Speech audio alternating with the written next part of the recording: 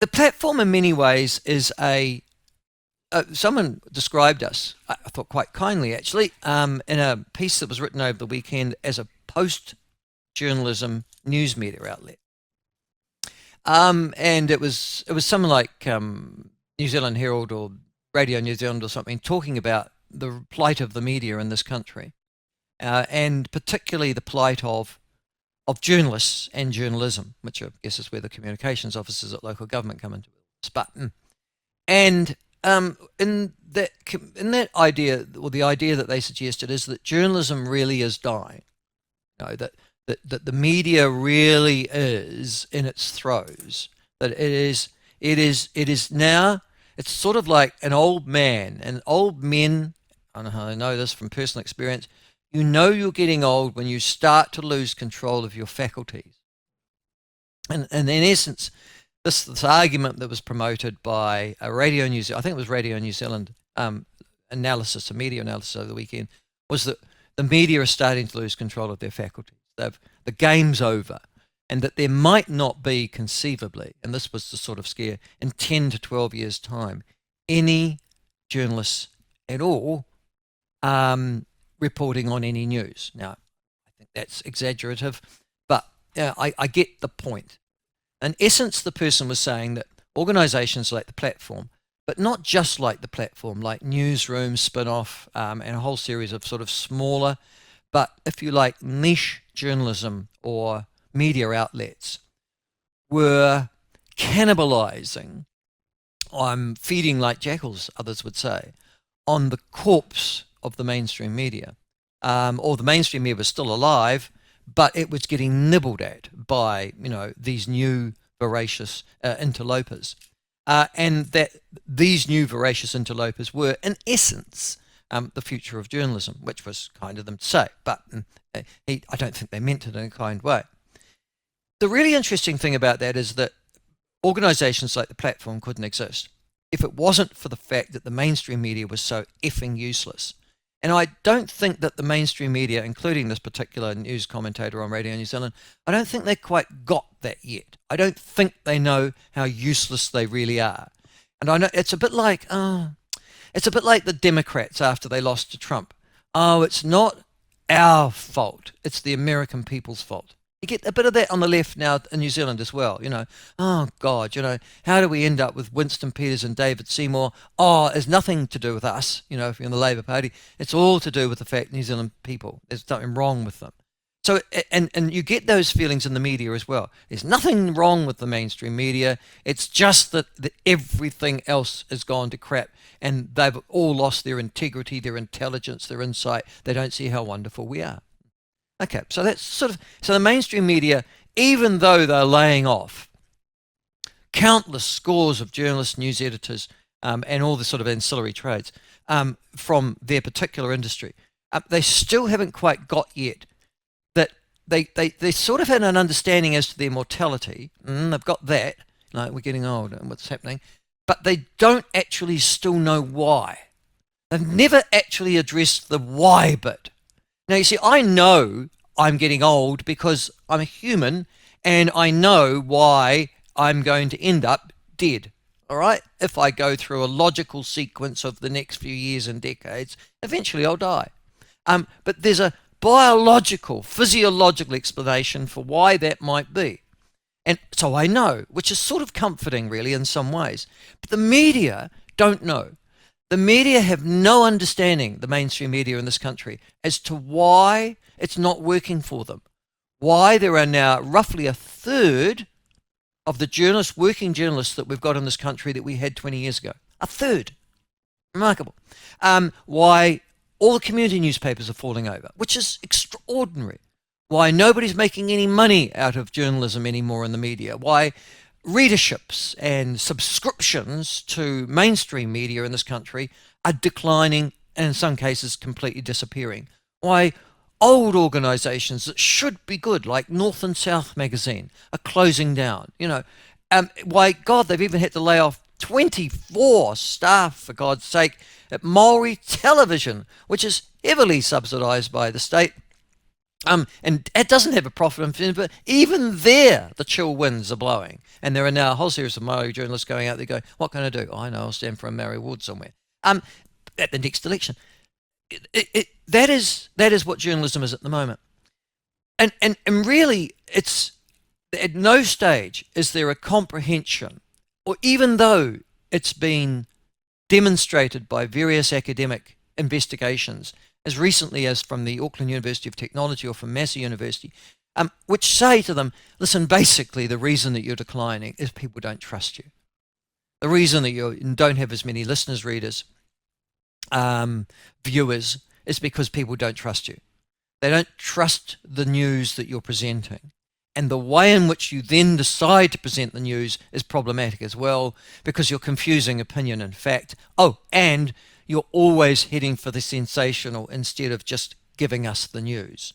So that sort of combination of bias, of opinion masquerading as fact, and then finally the way in which you present the facts, the sensationalist drivel that accompanies it, all these things conspire together.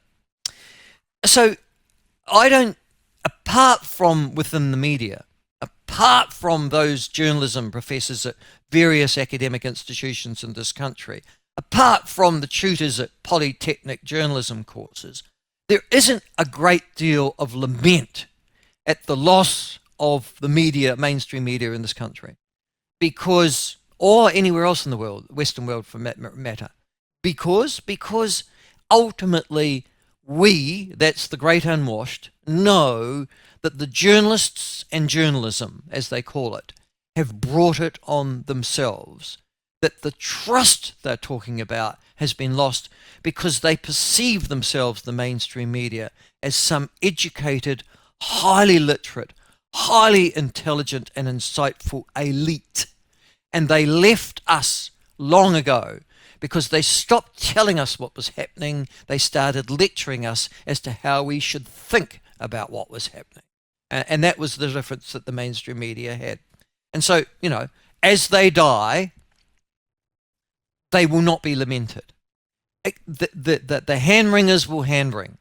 They'll try and put pressure on politicians and policymakers to bail them out, including something like the Fair Trade Bargaining Bill or whatever it is.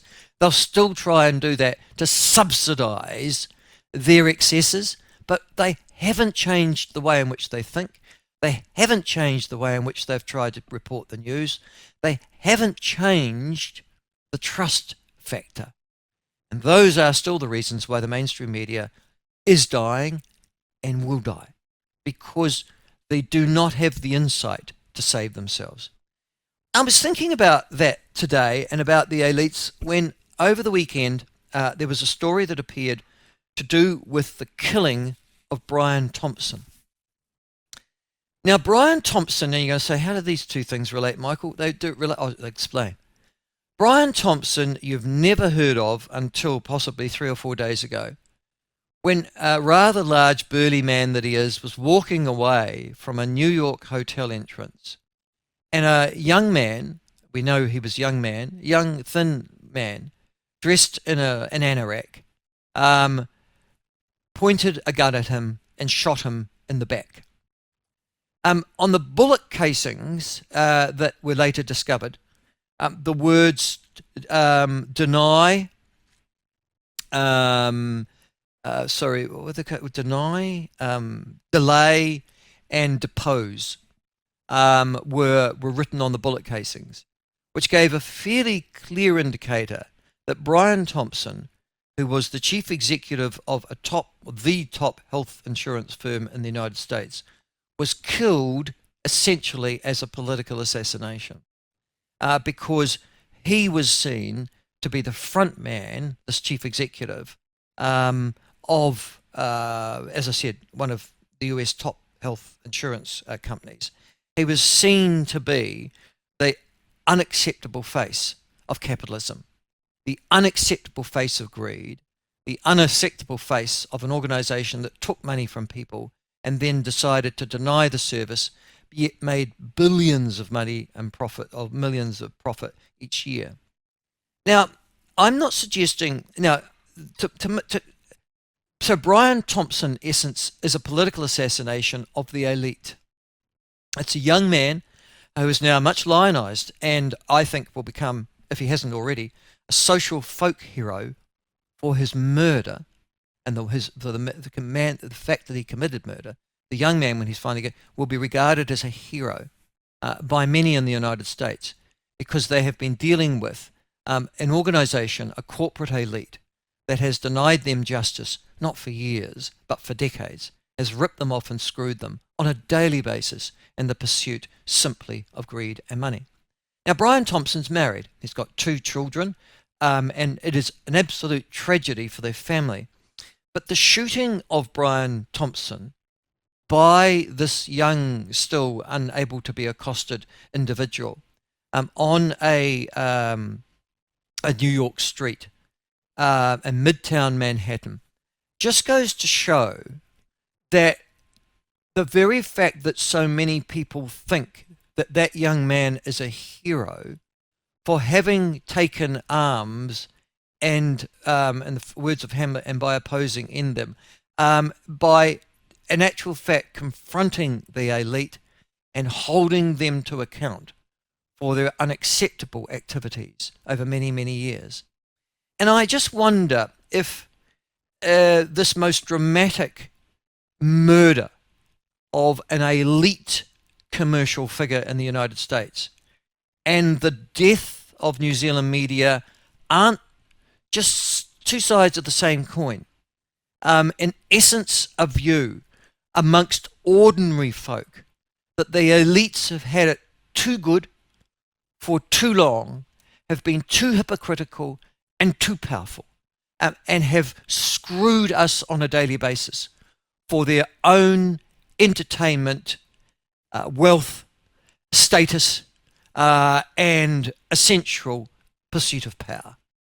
And I just wonder if, in a funny sort of way, we're not watching, in one way, unbidden and unconscious, and that's people that switch off saying, I don't listen to these guys anymore, don't listen to these guys. Or alternatively, in the direct murder of a man who was, in essence, the face or the front of the unacceptable face of capitalism in the United States of America, whether or not we are watching now in the United States, as I watch Syria and the latest tyrant torn from his tyranny, Assad, who has fled to Russia along with his family and has now been given political assignment in Russia. Of course it's in Russia. Of course he's been given political assignment there. But are we not watching not the death of something bad, of something good, sorry, not the passing and the lamenting of some sort of foundational tool of our democracy, but a transition to where ordinary people in this world say, we've had enough,